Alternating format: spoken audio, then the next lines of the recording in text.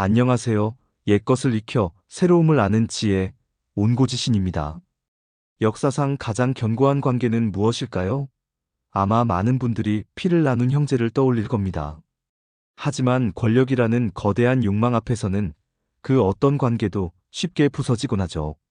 오늘 우리는 지금으로부터 약 3000년 전, 갓 태어난 주나라를 송두리째 흔들었던 비극적인 사건, 바로 왕의 친형제들이 일으킨 반란, 관체질환을 사마천의 사기를 통해 깊이 들여다보려 합니다.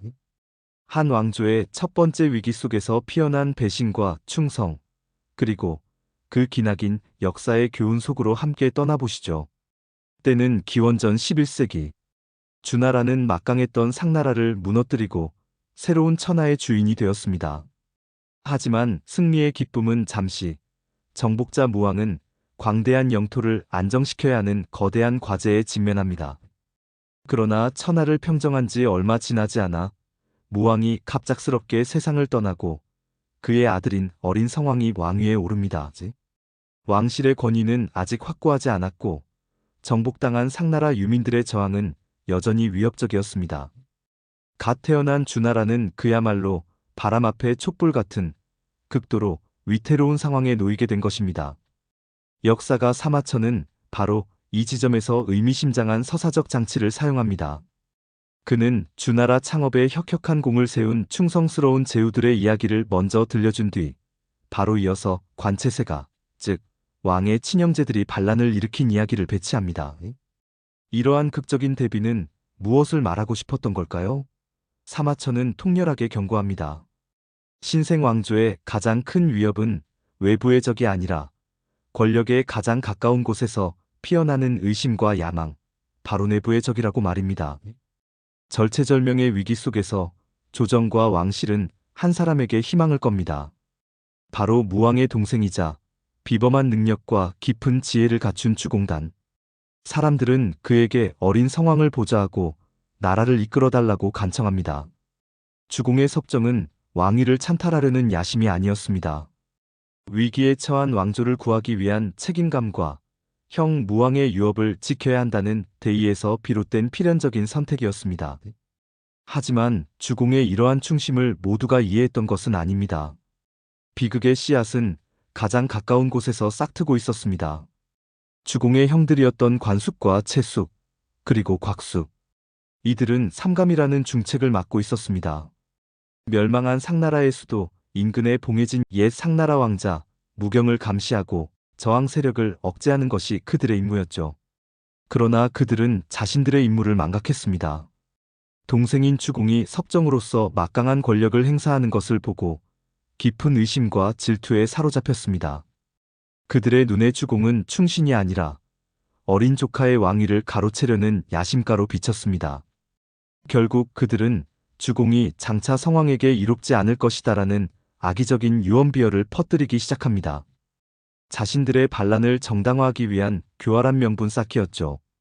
이 왜곡된 인식이 결국 돌이킬 수 없는 반란으로 그들을 이끌게 됩니다. 마침내 관숙과 채숙은 자신들이 감시해야 할 대상이었던 상나라 왕자 무경과 손을 잡습니다. 그리고 주나라의 불만을 품은 동방의 여러 세력까지 규합하여 거대한 반란 연합군을 형성합니다.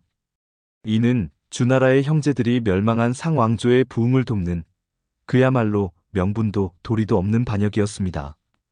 갓세워진 주나라는 왕조의 존립 자체를 위협하는 끔찍한 내전에 휩싸이게 됩니다.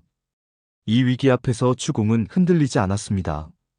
그는 먼저 다른 충신들의 지지를 확보하여 왕실 내부를 안정시킨 후 동정이라 불리는 대규모 토벌 작전을 직접 이끕니다.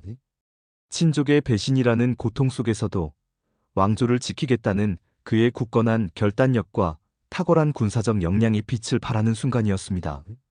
전쟁은 무려 3년 동안이나 치열하게 전개되었고 이 피비린내 나는 싸움 끝에 주공은 마침내 반란군을 격파하고 주나라의 명운을 지켜냅니다.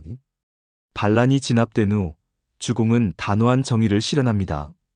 반란의 주모자였던 형 관숙과 상나라 왕자 무경은 처형되었고 상대적으로 가담 정도가 덜했던 형 채숙은 유배형에 처해졌습니다. 또한 반란의 근원지였던 관나라는 완전히 폐지하여 후환을 없앴습니다. 하지만 주공은 여기서 멈추지 않았습니다. 그는 이 위기를 주나라를 근본적으로 재편하고 강화하는 기회로 삼았습니다. 실패로 증명된 삼감이라는 불안정한 간접 통치 시스템을 과감히 해체한 것입니다.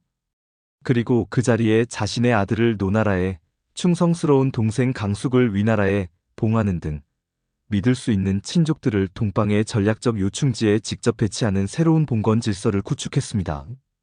이 파괴적인 위기는 역설적으로 주나라가 단순한 정복 왕조를 넘어 보다 견고하고 체계적인 행정제국으로 거듭나는 결정적인 계기가 되었습니다. 이 사건을 통해 주공은 후대 유학자들에게 내성외왕, 즉 안으로는 성인의 덕을 갖추고 밖으로는 왕의 통치력을 발휘하는 이상적인 정치가의 전형으로 추앙받게 됩니다. 권력의 정점에 있었음에도 사사로운 욕심 없이 오직 왕조의 안위만을 생각한 충성심, 국가 통치의 기틀인 주례를, 제정한 천재적인 정치 감각, 그리고 인재를 얻기 위해 식사마저 미뤘다는 토포학발고사로 대표되는 겸손과 열정. 그의 위대함은 시대를 넘어 영원한 귀감이 되었습니다. 반면 그의 형들인 관숙과 채숙은 실패한 지도자의 원형으로 역사에 남았습니다. 그들의 이야기는 개인적인 불만과 질투, 그리고 대의를 이해하지 못하는 편협함이 어떻게 파국적인 오판과 혈육의 배신으로 이어질 수 있는지를 보여주는 영원한 교훈입니다. 특히 주모자 관숙은 처형 후 가계가 완전히 단절되는 가장 큰 불명예를 안았고, 채숙 역시 배신의 대명사로 남게 되었습니다. 사마천의 이야기는 여기서 끝나지 않습니다. 주공은 관용을 베풀어 유배지에서 죽은 채숙의 아들에게 다시 채나라를 세우는 것을 허락했습니다. 하지만 이것은 비극의 연장이었을 뿐입니다. 관채세가가 기록하는 채나라의 역사는 끝없는 내분과 암살, 심지어 군주가 며느리와 간통하는 도덕적 타락으로 점철되어 있었습니다. 사마천은 수백 년에 걸친 채나라의 쇠망사를 집요하게 그림으로써 역사적 인과응보라는 주제를 선명하게 드러냅니다. 건국 시조인 채숙의 배신이라는 원죄가 국가의 유전자의 치명적인 결함으로 각인되었음을 보여주는 것이죠. 채나라의 역사는 시조의 그릇된 판단력과 이기심, 불충을 그대로 답습하며 나아가는 끊임없는 내리막길이었습니다. 썩은 토대 위에 세운 집은 결국 무너질 수밖에 없다는 것을, 최초의 잘못은 단일 사건으로 끝나지 않고 비극적인 궤적의 시작점이 된다는 것을 사마천은 채나라의 기나긴 고통의 역사를 통해 철학적으로 논증하고 있는 것입니다. 주나라 초기의 이 격동적인 드라마는 후대에 강력한 교훈을 전달하는 응축된 언어, 바로 고사성어를 낳았습니다. 지금부터 이 사건에서 유래한 세 가지 중요한 고사성어를 하나씩 살펴보겠습니다. 첫 번째는 토포학발입니다. 먹던 음식을 뱉고 머리카락을 움켜쥔다는 뜻이죠. 이는 주공이 아들을 노나라 제후로 보내며 했던 훈계에서 유래합니다. 나는 문왕의 아들이고 무왕의 동생이며 지금 천자의 숙부이니 지위가 결코 낮지 않다. 그럼에도 나는 한 번 식사를 할 때 3번이나 먹던 것을 뱉고 한 번 머리를 감을 때 3번이나 머리카락을 움켜쥐고 선비를 대접했다. 이는 천하의 현명한 인재를 한 명이라도 놓칠까 두려워했기 때문이다. 이는 단순히 예의를 차리라는 교훈을 넘어 국가의 가장 중요한 과업은 유능한 인재를 확보하는 것이며, 이는 군주의 개인적인 편안함보다 우선되어야 한다는 지도자의 통치 철학을 담고 있습니다.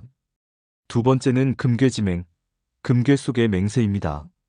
주공에 대한 의심이 최고조에 달했을 때 성왕마저 숙부를 믿지 못하게 됩니다.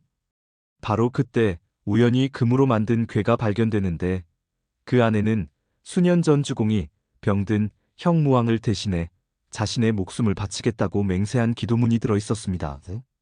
이 금괴라는 물증 앞에서 모든 의심은 눈 녹듯 사라지고 주공의 순수한 충성심이 만천하에 증명됩니다. 금괴지맹은 이처럼 결정적인 순간에 나타나 진실을 밝히는 숨겨진 증거의 힘을 상징합니다. 마지막은 사건의 이름이 그대로 정치적 은유가 된 관체질환입니다. 이 용어는 단순히 관숙과 채숙이 일으킨 반란을 넘어 가장 믿었던 내부자로부터의 배신이라는 더 깊은 함의를 지니게 되었습니다.